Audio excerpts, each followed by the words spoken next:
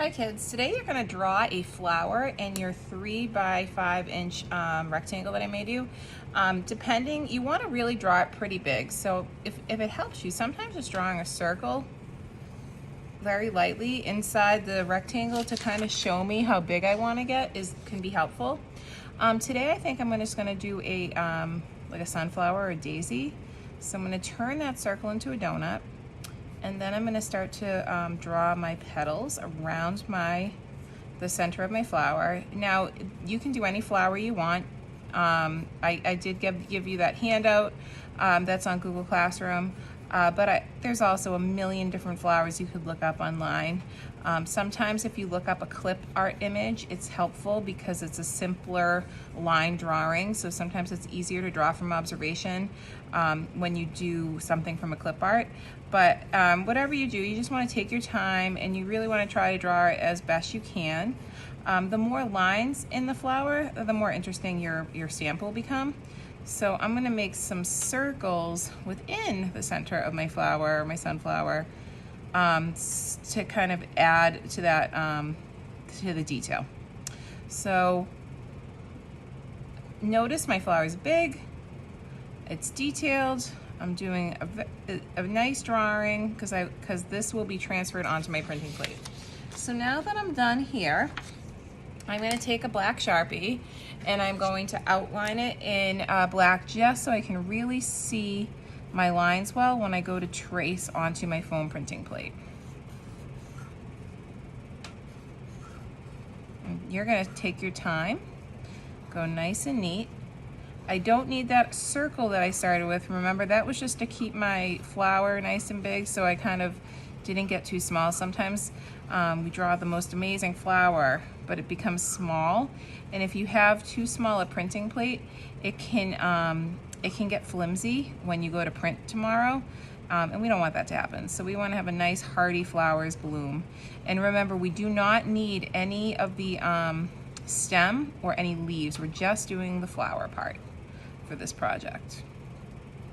All right, so now that I have my my daisy or my sunflower traced out in black Sharpie, I'm going to take a pair of scissors and I'm going to cut out this rectangle.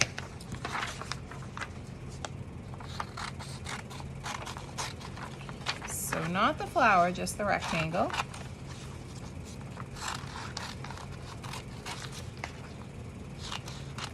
And what I'm going to do is I'm going to take my flower and I'm going to tape it onto my foam printing plate. Now my foam printing plate is just a little bit bigger than the rectangle, which is good. They're almost the same size, but just it's a little bit larger. So I'm going to take a piece of tape and I'm going to tape it right up top so that it stays in place, but I can check my work. And then I'm going to take a colored pencil. It does not matter what color. I like to use color. I'm using a colorful ballpoint pen, but I'll give you guys colored pencils. I like to use a color just so I can see what I traced over. If I use black or gray, it's hard to see because I used a pencil and I used a black Sharpie to outline. So I'm using a purple color right now, but it really doesn't matter. Any color will do because it won't be on your final draft. So this is just to get the image embossed into the foam printing plate.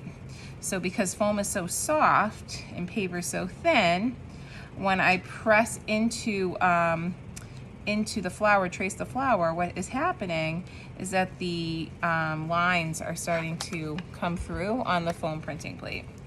So I really want to do a neat job here because this foam printing plate is like our stamp, and that is what we're going to use to print tomorrow on our final draft. So we really want to make our stamp come out nice.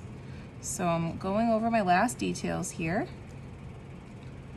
And when I'm done doing this, I am going to flip over and make sure that I got all my lines, and I did. And then I can take this off and this will go in the trash. And now I have this. Now this is great, but the lines aren't quite deep enough. We want to make sure that they're deep enough for printing day. So I always go back over the lines one more time with my colored pencil.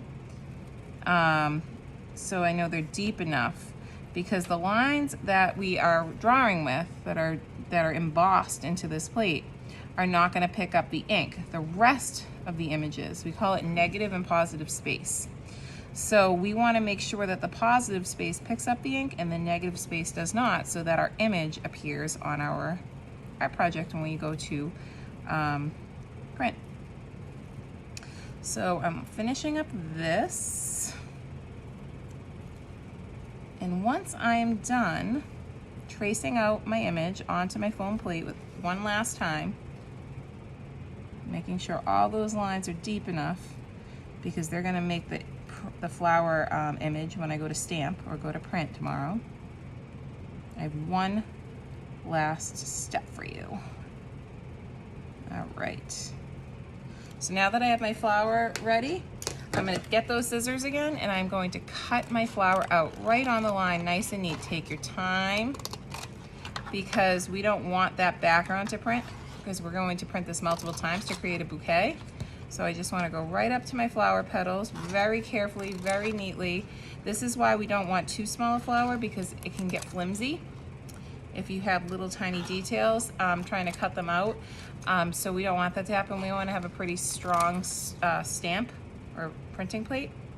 So I'm just going to cut out that background.